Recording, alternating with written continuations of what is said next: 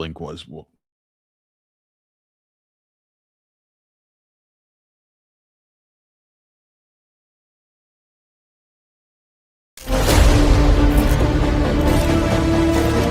Oh, if you didn't know, this is the Morningwood NFL Sunday here, brought to you by Rumpier Sports. What up, boys? We're back with the Golf War Show, the preeminent golf show on the entire internet.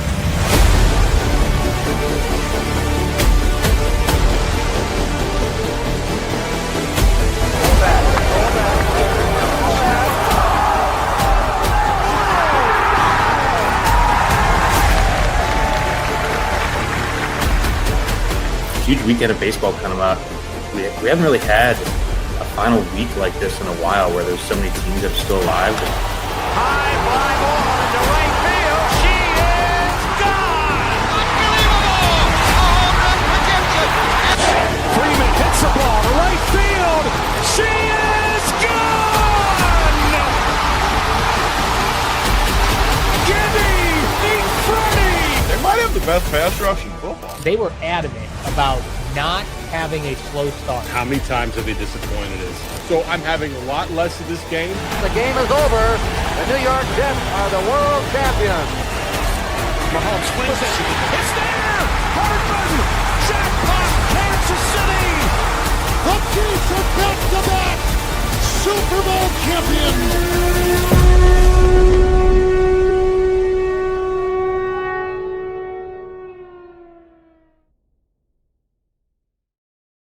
Welcome, everybody. You are watching Run Pure Sports Pick and Winners show.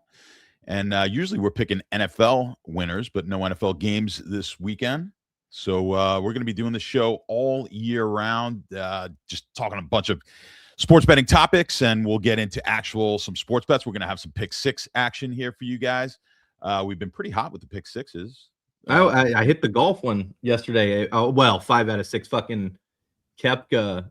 I had Koepka under 72.5 strokes. He shot 73, so it went 5 out of 6.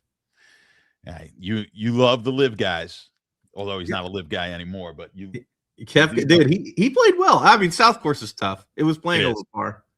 It is, but yeah, we've been doing pretty hot here with the pick sixes, so we'll have that for you guys at the end of the show.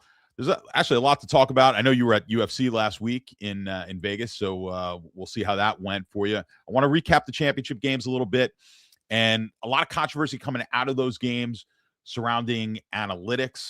That 4th and 1 play that Denver went for, did not kick the field goal. That's been debated all week long on Twitter. You know, whenever you get into the talk about analytics, it always creeps into the sports gambling Twitter, because most of sports betting Twitter, well, I don't know about most, but there's a lot of nerds, a lot of stat nerds, and a lot of math nerds out there, and they, of course, gravitate towards the analytics. What do you mean they?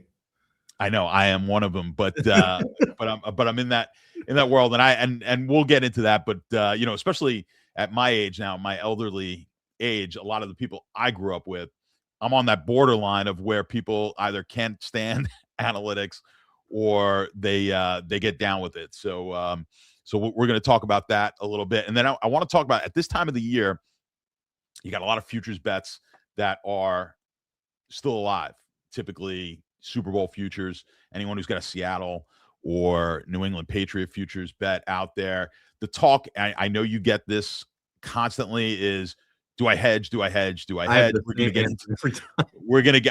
I get that. I mean, constantly I will get those questions. We'll get into hedging. And speaking of futures, you made a really interesting bet yesterday on the NBA and Giannis, and I want to get into your reasoning there. And I think it's a pretty good topic to get into. I got a few questions for you about that as well. So let's let's hop into last week. I mean, the championship games, we had that one game that I guess with the snow kind of changed that whole second half. That was crazy. I didn't see that coming because I bet the over. It wasn't supposed to come like that.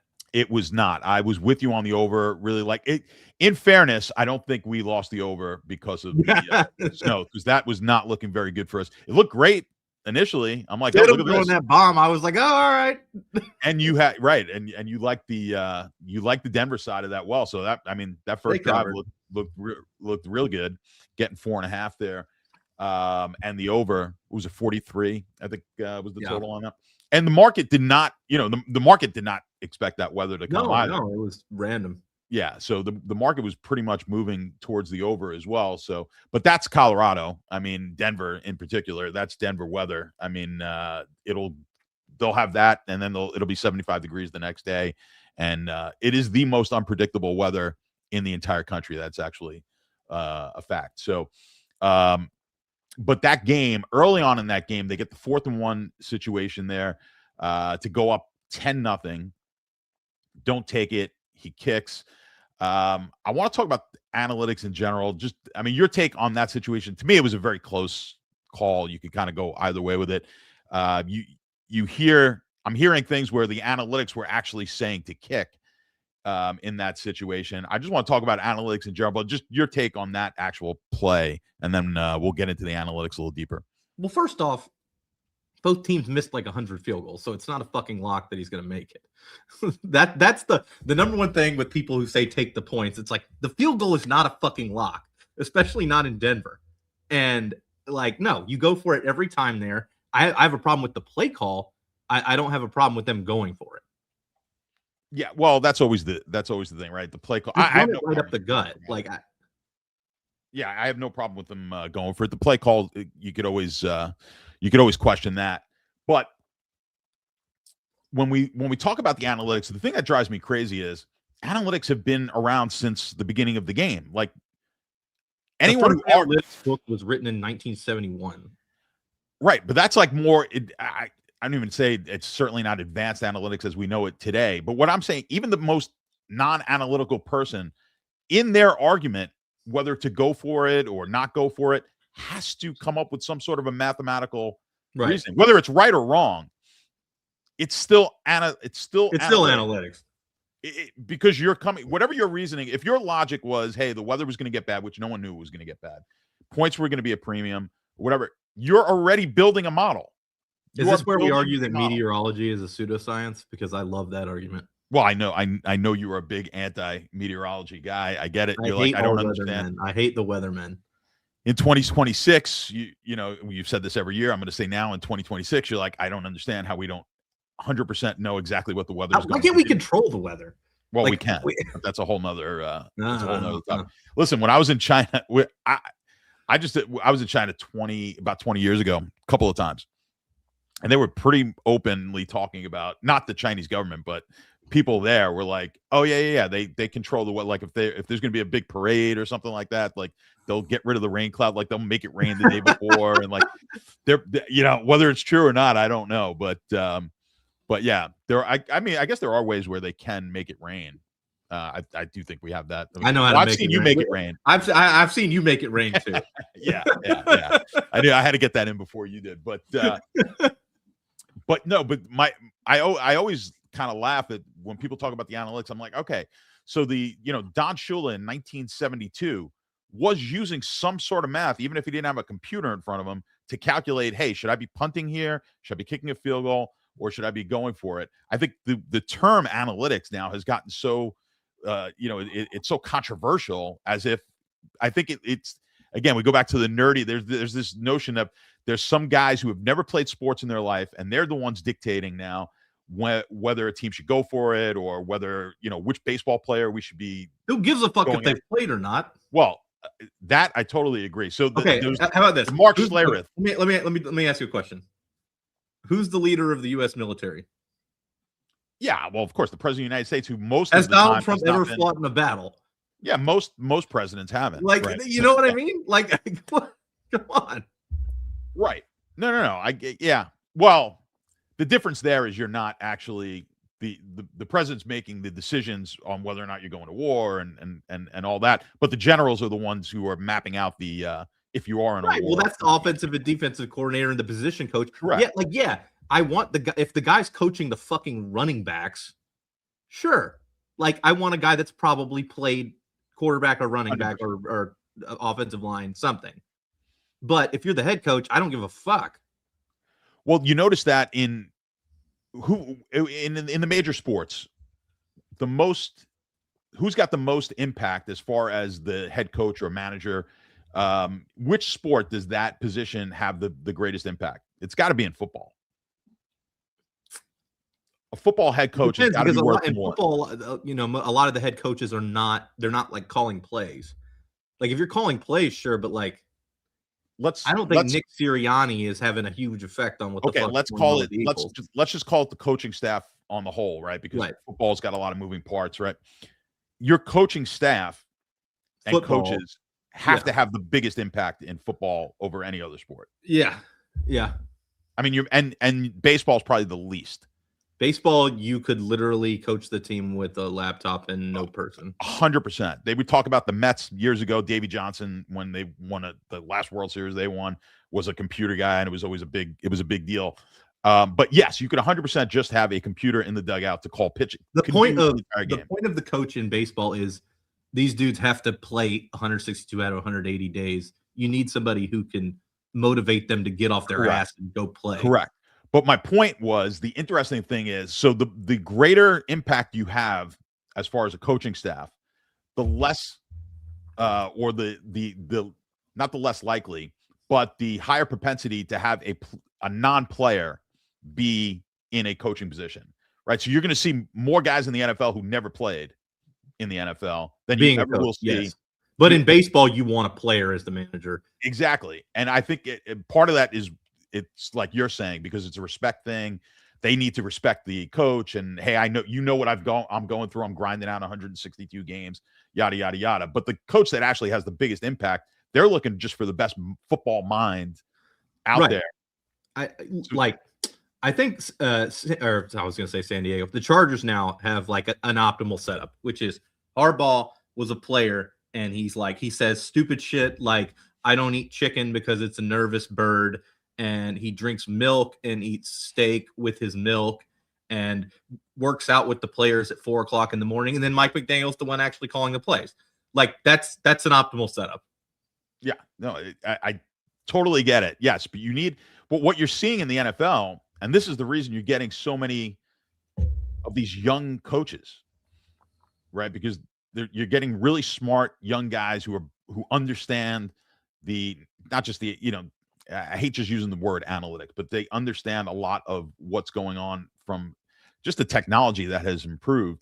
And to go back to the NFL, again, you go to the early days, they were using some sort of mathematical equation, like they were using intuition basically, but based on some sort of a math feel, like, hey, kicking field goals here on every 4th down, which is pretty much what the league used to do, is worth. We'll just take the points and it's worth it. But you did some sort of calculation in your head. Then and you're also calculating, oh, my kicker sucks. Well, right. Or he doesn't.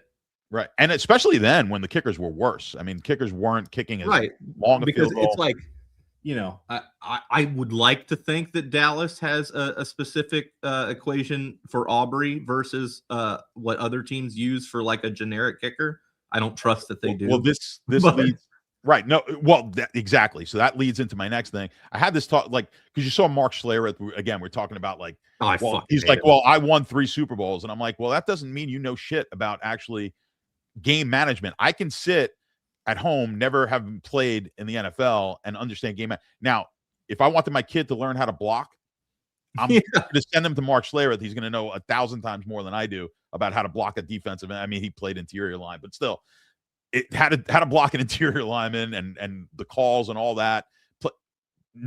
He'll never exceed. I'll never be able to get to that level. I never did it, but to say that you can't figure out the game, I mean, it's literally a game. It's a board game. It's chess. Like, and there's game management. To say that someone who never played but understands the game really well can't manage the game better than some guy who won 3 Super Bowls makes absolutely no sense. Yeah. And that's a typical. And I have friends who've played professionals, not in the NFL but MLB, and I have one buddy who's coaching right now and is very anti the analytics. He can't stand it. He was a pitcher, and I'm like, and their argument is always the same. It's always, well, you can't look he's like I said, he's a pitcher. He goes, if I go out to the mound, the analytics don't know what I could see. And when I look in a guy's eyes and I could see like he doesn't have the guts right now to get this out. Or I could look at him and say, you know what, he's going to tough it out and get the out. I get all that, right? Right. You don't know how, like, somebody's body feeling, like somebody having a dead arm or something. Like, yeah, okay. Of course. But here's the thing I'm seeing with, and I don't think that's happened. I from what I've seen, it hasn't happened yet. Now, quick talk on Miami, the Marlins last year. I think you saw a little bit of what they started to do in the minor leagues. They brought it up to the major leagues with great success. What they're doing is, to me, when I looked at it, it looked like game theory like GTO poker, which is for anyone who plays poker these days. And I don't play a lot anymore, but in the old days, we didn't look at poker in the way that they look at it now, where they look at a range of hands. You could be on, they're like, well, this particular player, because of how his bet sequence was pre-flop, is on this range. Now I got more information. When the flop comes, I can narrow him down to this range and so on and so forth. And if he's in that, if I could calculate his range with whatever hand I have, I should be raising 60% of the time. I should be calling 30% of the time. I should be folding 10, whatever the numbers come out to. That's what the Marlins were doing from a pitching standpoint, from what I saw, which was, hey, in this situation, on a 1-1 count to this batter, in this situation, we should be throwing fastball 50%, slider 40, changeup 10. Like, that was their thing. And then they didn't have a computer calling the pitches. They had the coach in the dugout saying, hey, 50% of the time I need to call fastball. Let's call one here. And that's how they were working it. What I think the issue is, if the batter also knows that, then he can kind of predict what you're going to do based on that, which is what it gets into with poker as well. That's what winds up with poker. If we're all playing GTO, now it becomes level 3, 4, 5 type of right. If you're playing, it goes right back to square one. That's right. But if you're the only person playing it, like the Marlins are, it's a big advantage. Exactly. So that's what winds up happening, right? So I don't think any teams necessarily on offense are thinking it. They probably are now. Like, they're getting a taste of what the Marlins were doing. And I think the Marlins had one of the best, maybe if not the best, ERA in minor league baseball last year. And that last month that they were utilizing it in MLB, they did really well. Where's Boynton? Boynton's usually all over this stuff. Yeah. I mean, this is exactly what we're talking about. Like, if both sides have the same thing, but the thing with baseball is most of the teams are not playing GTO. They're not playing that yet. So my argument to him was, and I try not to, again, it's like if when the guy in the bar comes up to you and he's playing his $5 SGPs and is going to try to, like, you're going to he may be a really smart guy, but your natural instinct is, hey, listen, I do this for a living. I mean, we all have egos, and you're like, you can't tell me anything. Like, it's not the right attitude to have, because you wind up 99% of the people you run into, probably you don't want to be a dick unless sometimes you want to be. Sometimes you do want to be. But my point is, guys who played professionally, that's their auto go-to is, hey, listen, I did this for a living. Like, don't tell me anything about my sport because I did it for a living. So I'm very, it's interesting. As I was watching the Denver game last weekend, somebody who watches the show came up to me and sat down next to me at the bar. Yes, you told me. And we started talking about the game. I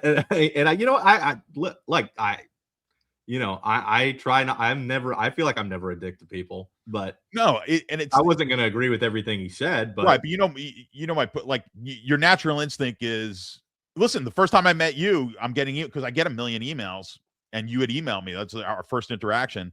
So my first thought is, it's just someone who doesn't know what they're talking. And then, if I would have just dismissed you, look at the life that we've had together that would never have come, right? So sometimes good things happen, and there are really smart people out there. But I think that's the natural inclination of these guys who played, which is, hey, I did it. I was a major league pitcher. I was a first round draft pick. I'm a coach now in the major leagues, or I played NFL. And well, that is true, Kevin. But you deserve it, Kevin. We also rubbed your back when you were puking, but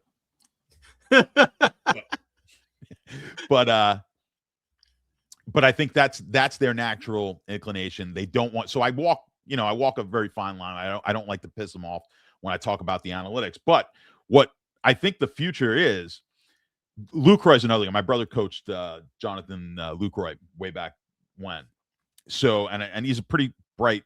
He was a catcher. He's if you look at any of his Twitter, his tweets, posts, whatever, he talks about how as a catcher you can't call pitches from the dugout because as a catcher I could see what the batter's doing. I could get a feel. Is he late? Is he all that? And my answer to that is, well, guess what? Your eyes will always deceive you. Now, I'm not saying 95% of the time he's probably right. Like he can tell, hey, he was a little anxious. He took a pitch. You could watch the way a guy takes a pitch as just as many times as the way he swings at a pitch to get a feel for what he might be set up for. But the computers are going to figure that out even better now, because the computer's going to say, you know what, he's 2 inches closer to the plate than he was before. Right. You can't quantify all of it. It's going to just in a blink. It's going to figure that all out. That's where we're heading. And so I just don't think these guys realize the arms race, how fast it's moving and how exponentially fast it's moving. And I think you kind of alluded to it. You're like, when you're talking about the kicking, where you're like, I don't have a trust that they're actually changing the numbers based on the fact that they've got a kicker who could hit it 70 yards. And I kind of agree with you there. But teams have moved. So the original analytics in the NFL was basically just taking, or the original one when we started this whole. I think it was in 1971 was the first real study that they came out with. But the most recent ones in like 2008, 2009, where they started saying, hey, you should be going for more of these fourth downs. They were looking at just generic data for the league on a whole. And I think what a lot of teams had started to do is started to adopt their own analytic based on what their team is capable of doing. The first team that tried to go for 2 every time, and they had to stop after like 8 or 9 times, was the Steelers. Yeah. Early Tomlin. And they did it because they were like, we've got Le'Veon Bell and Antonio Brown. That's a little different than other teams. They don't have those players. We should be going for 2. Correct. Yeah. And I still love the going for 2 on your first touchdown and just getting ahead of the, just keep chasing it if you don't get it. Oh, first half for sure. You go for it, get up 8. And then the first one that did that was Chip Kelly at Oregon, because he was like, well, they can't stop our offense. I'm just going to fucking do it.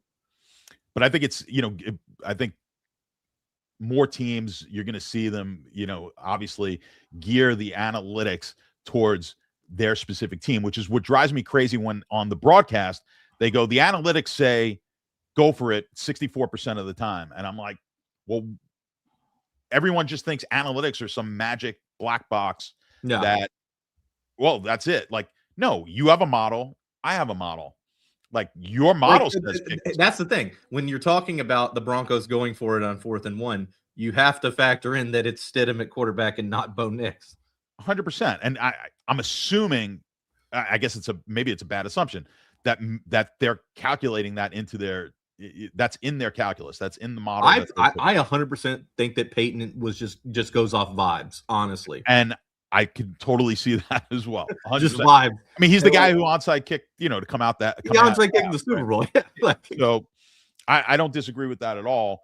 And I think, look, a lot of these decisions, you have a model, just like you have a betting model. I mean, if you have a 1% edge, a 2% edge on a bet, it's really not a bet I'm going to feel all that confident in betting, right? If I've got a 1 or 2%, if I feel kicking field goal or going for it has a 1 or 2% edge, I mean, there is some noise in my model. It's not 100%. Like if I'm just going to strictly go by the model, fine. I'll just say I'll take that 1 or 2% edge. But I'm also paying you $5 million a year as a head coach. That's to me where you go, okay, here's all the math. This is what we think. It's real tight. You know the situation. Now you have to make a call. That's what we're hiring a head coach for. When it's 60-40, I go, I don't want you making any decision. Like 60-40, we're going to go with the 60% number. My model's not that far off. When it's a 1 or 2% difference. Think about, so here's the thing. No matter how you modeled it out, when they were in the second half and they get in those crazy wind conditions and they're kicking field goals on 4th and 5, I'm thinking in my head, I'm like, this isn't going in. Like what? Like I understand it's crazy. Like it doesn't fit your analytical model, but you have to adapt to like the weather. Look at what's going on around us. You need to go for it. I would have gone for almost all of those 4th downs in the second half. With about 95% certainty, I would say there's no variable in there for the like they don't have a computer. They've just got a sheet. Yeah. That was printed The And it's sheet like, doesn't say sudden blizzard. no. Don't kick a field goal. That's what I'm saying. The future is just going to be the computers are obviously so fast now that it's just going to They'll figure it out eventually. They don't have it now. They do not have it now, but it's the computer's just going to do all of that. And who knows if we'll even have head coaches? I mean, you might just have a computer running the game, but you'll just have them talking in your ear. I remember the Colts a few years ago where Frank Reich had a couple of guys that were basically sitting up in the booth with computers to help him with game management decisions and things like that. So obviously the game's evolving. It just drives me nuts when I hear the analytics said. I said, well, who's analytics? There's no set way. I don't know what they're inputting. Are they inputting Stidham in the game? Are they not inputting the fact? Are they accounting for I would hope they are. I would hope so, but as well. That's the other thing I've talked about. I've talked about this with Wiley on the show that we do with him during the NFL on Tuesday. I've talked about it with you. We talk about hiring these head coaches, and we've had some new hires again, which I think are some ridiculous ones. But we just look at it. We're like, it's the NFL. It's the greatest sports product on the planet. And the 30 guys who get to be head coaches in this league are obviously the 30 best head coaches. And that could not be the furthest thing from the truth. These owners are morons more often than not. Yeah. And, so we just get in our head. So if you think, I always said, I'd love to get into one of these get into the office and just look at what they're doing. And I'm not saying I could build a better model, but I could guide you in the right direction to build a better model. I could find the guy who could. Yes. And I can tell you what the inputs need to be. Yeah. But I guarantee they're not looking at a lot. And I've talked, again, go back to the MLB. I asked my buddy about this. I said, to me, I want to know, I said, how deep are they going with as far as pitch selection? Because they give him, he's like, we get a report, it's like 1,000 pages on like tendencies of each hitter and all this crap. And I said, are they not looking at, if I just threw, the sequence, curveball, fastball, curveball, ball, fastball, strike, like how detailed are you getting on like what the next pitch would be? I'd want to have every piece of that information. Like this guy coming off of 2 straight curveballs, what's his, he's now faced, I don't know, 70% fastballs off of 2 straight curveballs, and he's batting. Like there's so much you can get into with the data that they have now. He goes, it's not even remotely close to what you're talking about. And I'm like, man, I feel like you could build a model with pitch selection for pitchers based on those tendencies that are much deeper than, oh, this is what he is. You don't have to get into it with the pitcher. It just feed it and do his earpiece. And like he doesn't know why you're doing he doesn't even know why he's throwing a curveball. Well, they have that now. No, they have that now. It's all it's in there. Right, but I'm saying he doesn't need to know why he's throwing it. Well, like I'm sure some pitchers want to know, but I think it's better if they don't. The kids coming up now actually don't know how to call a game. It's part of the problem. That's a whole nother topic in all sports, because we've gotten so the coaching, everything's gotten so analytical and with the computers, and no one trusts a pitcher to call a game. No one trusts their quarterback to call a game anymore. Well, so it's like if I'm driving somewhere, even if it's 5 minutes away, I'm putting that shit in Google because I don't know how to get there. I know how to get to places I know how to get to. I still put the GPS on because I want to know, like, can I get there 2 minutes quicker if there's a little bit of traffic? Like I have it on all the time. Yeah, no, we become reliant on it. But I think what you're seeing is a lot of kids coming up into pro ball who can't think for themselves anymore. So that's the downside of it. I always equate it back to I don't want them to be robotic, dude. It's like, it's like in the military where you don't want like a super smart person necessarily. You want somebody who's going to follow the order without questioning it. Right. And I kind of feel the same way about the people playing in the game to a degree, but like, you get like, that's why I think Eli Manning, who did not make the Hall of Fame. And I told you, I'm not an Eli guy. I actually like Eli. I'm not a proponent of talking about the most important athlete in the history of New York sports. Exactly. The most important guy. So but the thing with Eli was he was super smart. And I think that's why he was so good at the 2-minute drill, because I think then he was basically calling the plays at that point. And as a player, being able, if you're a coach on the field and you can see what's going on and call the plays for yourself, I think is a big advantage. I think a lot of these. There's no way Denver. Speaking of close game, in the drop off from Nix to Stidham, there's no way Denver loses that game if Bo Nix is in. Yeah, I would. He's won all those shot games. Yeah, there is zero chance that they lose that. Yeah, he's won all those tight games, and good. well, lucky for me, I still have the Patriots future, and that was my Super Bowl. I was gonna say you got the Super Bowl completely. I got the Super Bowl right. pick, so you get lucky once in a while. I had Seattle. I still think, obviously the market agrees. I think Seattle's obviously the better team, but should be a decent game. We're going to get into a lot more Super Bowl picks. We'll do a whole bunch of props next week on. But yeah, I will tell you this week: bet on the Seahawks. I know you like the Seahawks, but let's talk about quick futures bets here. So I have futures bet. I got Patriots plus 1,000 prior to the playoffs starting. Yeah. There's a lot of people in that situation. We get these we get the questions all the time in our Discord over at Run Pure Sports. Hey, I've got a futures. Should I hedge it? And if so, how much? And how should I hedge it? And what's your general take on hedging these? You never hedge unless it's life-changing money. So if it's like, say you had some crazy high futures bet on the Patriots or Seahawks from preseason, and like you're going to win $100,000 or something if one of the teams wins, but you're like struggling to pay your bills, like, yeah, then you hedge. Otherwise, never fucking hedge. Well, here, I've had this question a lot from people who are like, had a fairly significant amount of money that they could win on a future in whatever the sport is. And it always comes down to the last couple of weeks of that sport. And I think for it to be life-changing money, unless it's some crazy parlay that you put in, you probably bet too much to begin with. So I think it stems back to that, right? So if you put in, I don't know. I mean, I forget what the Patriots were before the season. They were, Seattle too. They were. No, the Patriots, because everybody knew their schedule was easy. Everyone liked the Patriots. They were like even money to make the playoffs. So they couldn't have been any more than 60-1. Right. But at 60-1, I'm saying if someone put $1,000 bet on them. Yeah.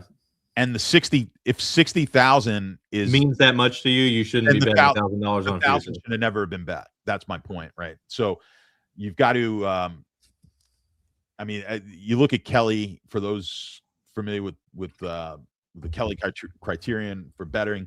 The difficult part with that is most people don't have a model and they don't know what kind of an edge.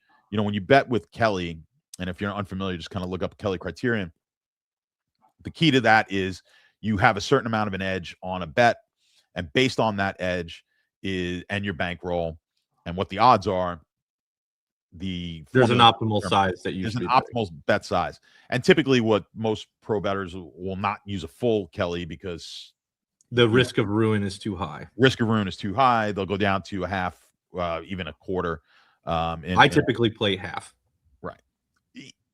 I would suggest, you've got a ton of experience. It's okay doing it. I would suggest for most people, really a quarter Kelly is probably the way to go until you are established and understand your risks. I take that back. I played half when I had less money. Nowadays, it's more like bet whatever they'll let you bet. Yeah. Well, that you end up getting to the point where you're just maxing everything. It's bankroll determinant, right? So I mean, right, you're not but I'm saying when the bankroll is a certain size and they only let you bet so much, right? You're not going to hit right. You don't get, your limits aren't high enough to matter at that point, right? To matter, yeah, right. But for most people out there, if you are going to get in that, you're looking at a quarter, and if you're betting on the bigger the underdog is, so if you had a 60-1 type of underdog, it's going to recommend, even if you had, let's say you determined you got a 5% edge on that bet, it's going to be a very small recommended. It's going to recommend you bet like $1. Right. So it's going to be very small. So what winds up happening is most people who get in the situation you're talking about just bet way too much to begin with. And in which case I go, yeah, you know what? Hedge it, because you should have never made that bet in the first place. Yeah. So the reason a lot of sharps don't like to hedge is because you're making a negative EV bet on every bet you make. Unless you have some sort of a model, is going to be negative EV unless you lucked into a bet that was plus EV and you didn't realize it, right? So almost, 95% of the bets out there are going to be negative EV unless you have a model that's proven to beat it, and you can be selective in finding that bet. Now, I had a guy, I've got the Better Thinking podcast. Got a guy, Dan Abrams, a poker guy, and he's an engineer. He wrote a book. It's actually sitting here now. It's called "But How Much Did You Lose?" His argument was, and this book is, I mean, I would suggest reading it only if you are really into math and numbers and stuff. It's a tough read, but it's interesting because his take is, if you're a professional, it's expected growth is more important than expected value. So he's willing to give up expected value for expected growth. To kind of summarize it, you're going to have a lot of variance when it comes to sports, especially if you've got a 60-1 future out there or a 10-1 future. You're not going to win that. Even with an edge, you're hardly ever going to win that bet. And what he's saying is to account for that variance, it's more advantageous for your bankroll health to go ahead and hedge, because you're going to give yourself more opportunities at plus EV bets by doing that. His goal is minimizing risk of ruin rather than maximizing potential to go crazy. Yeah, he's basically saying, I'll give up a little bit of equity here in order to keep my bankroll from swinging. I mean, you see it in DFS too, right? So if you're a GPP DFS player, you're going to have much larger swings than the cash guy. Yeah, but here's the thing: people that are gambling in general don't have that kind of fucking mindset. If you have that mindset where you want to minimize your risk of ruin to zero, go fucking invest in Vanguard. Like don't do this. I agree. No, I agree. Like, we're not here to. It's not about making little money in gambling. Well, yeah, which is why the bets now are so popular. All these parlays are so popular. Yeah, because everyone wants to risk a little, win a lot. Right. I mean, we talk about this every time. The biggest edges in sports betting are big time boxing matches with large favorites. Anthony Joshua versus Jake Paul, Mike Tyson versus Jake Paul, Floyd Mayweather versus McGregor, because nobody wants to bet a lot to win a little, and these events are very popular, so everybody's betting on the underdog, and the public can actually drive those lines down, and you get a massive edge betting, Anthony Joshua at minus 900. Typically, yeah, and there's been a lot of studies, we talked about it last week, about how the large underdogs are the market is skewed to where typically you're getting value on large favorites because no one bets minus 1,000. They'll play the plus 1,000 far more often. You made an interesting bet here last night with this Giannis news. What did you do? Tell us what you did. So I bet on the Warriors to win the NBA championship at 150-1, and people were asking me why I did that, because they suck. But if you look at most prediction markets after what happened with the Giannis news yesterday, where he was more amenable to a trade, most of the prediction markets have his odds of going to Golden State at around 20%. If he gets traded to Golden State, their odds to win the title would probably go down to about 10-1.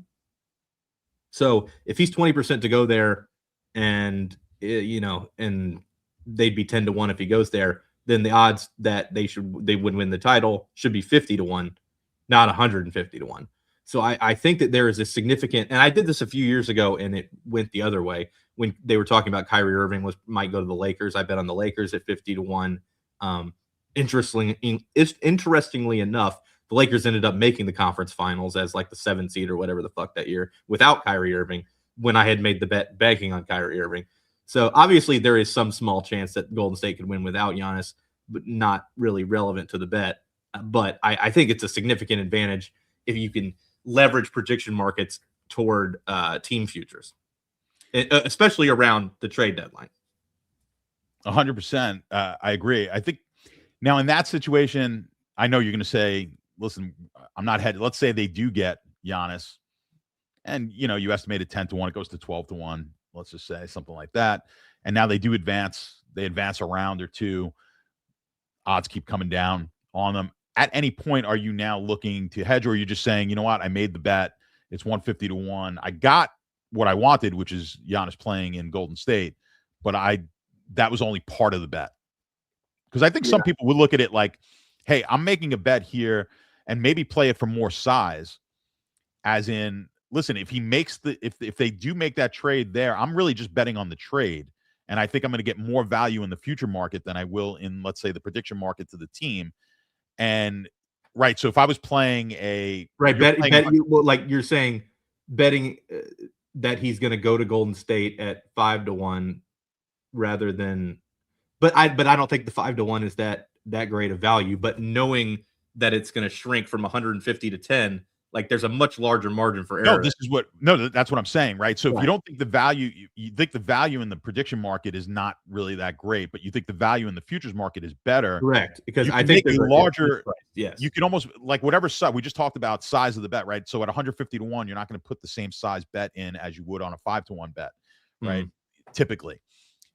But am I going to get closer to my sizing at 5-1 on the 150 to 1? Because it's only a bet. I'm not betting on them to win it. I'm betting on the trade, and it's sort of a derivative of it's a derivative market, right? And then I'm going to cash out of that when he does get traded, or I'm just going to, if I was going to bet $1,000 on him to get traded to Golden State at 5-1, maybe I'll put $1,000 at plus 150 and then cash out of that bet at 10-1 or whatever it is, if that trade happens. Yeah. I just think the futures market is just such a lot. 150. The difference between 150 to 1 and 50 to 1 is more edge than you could possibly have in the prediction market. Yep. Unless you knew what was going to happen. The one big problem is, that you're always fighting with the futures, is you're looking at like 30 to 40% juice on those. Well, okay. Well, I'm saying like put Giannis on the Warriors. I mean, I understand that the VIG is crazy, but I would calculate the Warriors as having if Giannis was on the team, it's probably 10 to 15% that they win, maybe a little less, but the plus 1,000, I don't think it's necessarily good, but as I said there, it doesn't matter how high the VIG is if the number is still good. Right. My other question now, I think I know the answer. I'm just thinking of it now, but like, could you play a basket of teams that are in the running for? Well, I thought about that, and the reason I picked Golden State is because I think that they can win if they have him. If he goes to Miami, I don't think that they'll win. I don't think they have that good of a chance. Right. Because this goes back to you're looking to make this bet and see it through to all the way to the NBA Finals. Right. I'm thinking in terms of like actually winning the bet, not. And you talked about hedging and cashing out and those various types of things, and you're right. Like I don't like to make a minus EV bet, so that my goal is not to I'm not so focused on that one bet. I'm looking to make a different plus EV bet on something else. Like yesterday, there was a soccer game, and Lyon was playing against PAOK from Greece, and pre-game, I bet PAOK at plus 210. They scored the first goal, then they got a red card, right? And so at halftime, Lyon was only minus 150, even though the game was tied. And then I bet on Lyon. It's like you don't need to like be so focused on, I could lose both bets, rather than like I'm only looking to make a plus EV bet in that moment, not digging my heels. Well, I don't know if that works for the average person, right? So again, you were talking about, listen, no one has unlimited bankroll, but it pretty much for the limits that you're getting down, it doesn't matter. But if I'm going to be heavily correlated, I look at it from a trading standpoint, currency, but we were talking currencies yesterday on Twitter, but if I'm long CAD, Canadian dollars versus yen, I'm long Canadian dollars versus the euro. Before I make my dollar Canadian trade, I already know I'm already long a certain amount of Canadian dollars against other currencies. I look at the same thing in the sports betting, where am I just positioning myself like, is my risk now too great on one singular outcome? So I think for the average bettor, I think you do have to take that into account, not just the obvious one where you're taking the same side and you're just doubling up on it maybe at halftime of a game, but also the correlations in your props. I mean, if you've got Seattle in the Super Bowl as a bet, and you've got, let's say, I don't know, Walker's over rushing yardage, right? There may be some correlation there, like he's going to run for more yards in games that they're winning, and blah blah blah blah blah. So I think at some point you have to understand your correlations, and then how much you are risking. Well, on if you like one particular thing, outcome. it's very, very likely that you're going to like most of the things that are correlated with it. And so you can end up with a ton of risk on one specific result, but that's because you think that result's already going to happen. That's because you think it's going to happen. Right. But what I'm saying is, if I've got $1,000 here, I'm willing to risk 1,000 on this bet, Seattle to win the Super Bowl. But I also like 3 props that are probably contingent. Split it. Right. I'm going to split it, but I think it's if you really want to get geeky with it, but just put a number in your head. You don't have to go do the math. But you're like, look, there's a 60% correlation here. So maybe you say, with, let's say, Walker, it's less than that probably. But, use the correlations, or at least what you're estimating the correlations to be on how you split. So maybe I'm not going to put all 4 bets in for $250. Maybe my Seattle bet's a $500 bet. Mm-hmm. Maybe I got a $250 bet on the Walker prop. And, you see where I'm getting at there? Yeah. So that at the end of the day, excuse me, you're still risking that 1,000 that you would have risked on, that you were comfortable risking on the Seattle bet. But now you've diversified a little bit. There's a correlation. It's not a 1-to-1 correlation. There's a chance that you'll win one, lose one, whatever percentage of the time. So I think I think people just need to be careful when you don't want to, we're talking about bankroll management and Kelly and all that. You just got to be careful with correlations between certain bets and not over betting things that are highly correlated. Part of why I don't bet tennis is part of it. I mean, part of it being that tennis is fixed. The Australian Open's not. Like the Australian Open's not. That's why I don't mind. At least past like the first round. The first round might be, but things can swing on such small, inconsequential things in individual sports. So it's a totally different animal, like totally different. That would be a completely different topic. Yeah. I was actually going to ask you. I think the toughest. What do you think the toughest of the sports as far as betting? Futures. Me personally, I think it's golf futures. You think it's tough? I think golf futures are the insane. Like to win a golf tournament, those futures I think are very difficult. No, I don't think golf futures are that difficult. One thing about golf futures is typically the VIG is lower than on other sports because the primary form of betting on golf is futures. Right. So the VIG is the hold, the VIG, the hold, whatever, isn't as high on golf. Yeah, futures. you're right. It's a lot of times like 7 to 10%, something like that. Right, and in other sports it'll be way higher than that. Yeah, because everybody's betting golf futures. True. So that in and of itself makes it different. The only other sport I can think of off the top of my head where futures is the primary form of betting would be auto racing. It's it's similar. You're dealing with less.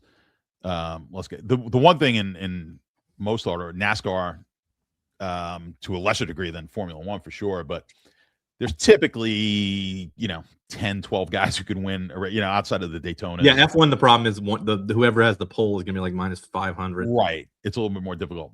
There's a lot of variance when it comes to NASCAR, but there's still only there's 10, 12 guys who have except for a restricted plate. That's what I'm saying. Yeah, except plates everybody can win. We'll have Daytona in a few weeks, which is fun. It's fun to bet as a recreational bettor because of that fact that nobody's a big favorite. You can't be, and we'll be there for that, which is going to be fun. So we'll talk about that. We'll talk about the Daytona race in a couple of weeks. But let's do some pick six action here for. Are you pulling it up or am I? No, I don't have the ability to pull it up on our screen, so you're gonna have to do it. All right. What do you want to do? Basketball? Let's do some NBA tonight. Pick six. We got what do we got? 9 games tonight. So yeah. What are these freebies? You can only take one, or do you get? I think it's only one. 4. I think you can only take one of the freebie. What is it tonight? What do we got? Yep, you can only make one promotional. So Jalen. It's not a freebie. Yeah, they're not freebie. They're just giving you a little bit. Right. You just get a discount. Well, which one do we like? So that you got to actually make a good. Man, Dylan Brooks has been chucking ever since Booker hasn't been playing. But I feel like it's got to be Zion against Memphis. Zion over 19.5. All right, I'm going to go with. Tell me if I'm out of line with any of these. Grayson Allen. Oh, here's a lot. They got a lot of other discounted lines you could take. I still think. Well, I don't think they're that. See, it's much different. Some of these look really good. I'm getting off side. We're going Jamal Murray. 21.5. Yeah. What do you think of Grayson Allen 17.5? Is that you like the over? Is that one of the? Because I'm not looking at the. Yeah, right here. 17.5. You like the over? Yeah, I do. Okay. What else you got for me, John? Well, I was going to rely on you to make the next pick. All right. We'll go 1-1. Let's go here. Let me take one look at some. So Luka and Reeves are questionable for the Lakers, which is why the LeBron line was a little higher than I was expecting. Just double checking the injuries. Avdia questionable for Portland. Okay. So yeah, with Luka and Reeves questionable, I think gambling on LeBron's assists is probably the way to go, because if they're both out, he will be handling the ball a lot more, and it could still hit even if they aren't. What you got? Let's go. We think Ace Bailey PRA under 23.5. Under 23.5. Cody Williams is questionable, but Ace Bailey tends to start even if he's in. Okay. Ace Bailey under 23.5 PRA. All right.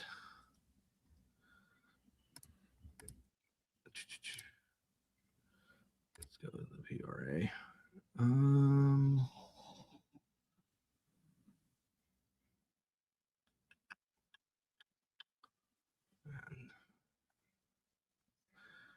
I am going to go with Dylan Brooks over PRA, 28.5. All right, let me go Shaden Sharp. Over? Let's go with the under points and assists. Just points and assists. Where is it? There we go. Shaden Sharp, under 24.5 points and assists. All right. So we got Jamal Murray over 21.5 points. Grayson Allen over 17.5 points. LeBron James over 6.5 assists. Ace Bailey under 23.5 points plus rebounds plus assists. Dylan Brooks over 28.5 points plus rebounds plus assists. Shaden Sharp under 24.5 points plus assist. 100 wins 24.55 or more. Checking location. Location confirmed. Entry fee update. Okay, 20 wins 491. There we go. Pick submitted. Good stuff. All right, we'll see how that goes. We got a bunch of soccer today. Are you doing that in Discord? Soccer this week has been wild with the Champs League and Europa yesterday. You got most of the big leagues in Europe are going today. Well, today. Some. League A, Serie A, Bundesliga. Everyone's playing today. Not many games, but like each league. Right, it's like Fridays and Mondays. It's kind of like it's like Monday Night Football. Every league's got their island game. It's the old MLB Mondays and Thursdays where it was the old travel days. So are you gonna have some picks over in Discord for everybody on that? And we got a lot. How are you looking for the golf this week when we talk about golf futures? Matsuyama. Hideki looks good. Playing well. So that's the guy I have highest in the standings. Matsuyama got him at I believe it was 28-1, maybe 30-1. I saw he was in your core for DFS this week. Hopefully I have him in my one and done. So what? I have him in my one and done pool this week. I liked Maverick McNeely in one and done, and he's playing well as well. Yeah, I got a tricky. It's now 2 and done. We got to pick 2 golfers in my pool now every week. Okay. So I do have I have Hideki with one of those picks, and I got to catch up to Mom, who is of course ahead of me. Yeah, as she typically is in these things. Yeah. So all right, anything else for the weekend? Anything you like here that? Well, I'll be doing all my MMA stuff for tomorrow. Tomorrow morning. It's in Australia, which is interesting because the fights are pretty much at the same time here, but then over there they're fighting at like fucking 8 o'clock in the morning, which is an interesting factor. Also, so fights start at 8-ish tomorrow. So we're gonna have the fights over here are at the normal time, or they're like maybe 2 or 3. Oh, they're fighting there in the AM. Yeah. Okay. They fight for our pay-per-view viewing time frame. But over there, like the fans will have to show up at like 7 in the morning or something. That sucks. Yeah. And the Royal Rumble is tomorrow, live from Riyadh at 2 p.m. John. Yeah, I will be anxiously awaiting that. Who you got? Yeah.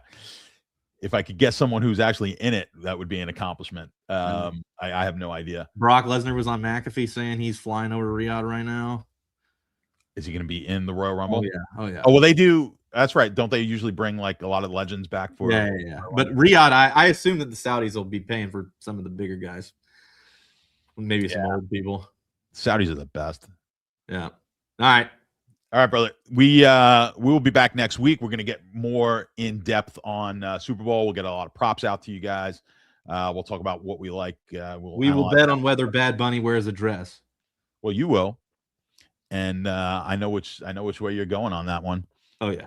It's more wishful thinking than anything for you. I think yes is probably like minus 500. Yeah, well, that's who's betting no. I mean, no one's going to bet no. So, yeah. Anyway, for JBC, I am Statsational. This is the Run Pure Sports channel. We are picking winners. We'll be back next week. Good luck, everybody.